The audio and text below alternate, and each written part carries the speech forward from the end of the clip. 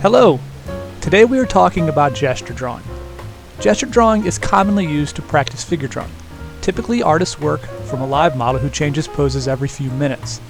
The artist makes quick sketches, a minute or two each, to express the energy and form of a pose before the model's stance changes. These characteristics can be seen in this series of graphite drawings by John Singer Sargent, which were likely compositional studies for a painting. The fast pace of gesture drawing does not allow time for an artist to dwell on specific details. There is only enough time to express the larger visual relationships.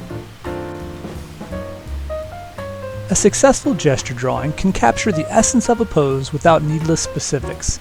Compared to contour drawings, gestures are generally loose and fluid, even scribbly in appearance.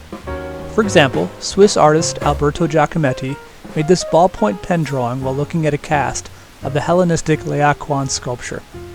When compared to the original statue, we see Giacometti's use of fluid, continuous lines, and basic shapes, which he used to express the general dynamics of the pose. Specific features of the statue, such as the figure's facial features, fingers, toes, and so on, are not present in Giacometti's drawing. Gesture drawing is helpful when working from other subjects too. In these drawings of interiors, Giacometti used quick, excited marks to hone in on his subject matter. His drawings feel as if they are still under construction. This characteristic of gesture drawing, where works are kept open for continual revision, makes them an ideal first stage for longer drawings. You might even think of them as a rough draft, so to speak. After completing this video, I hope you'll watch the second part of this series on gesture drawing, which features a how-to gesture demonstration. Thank you.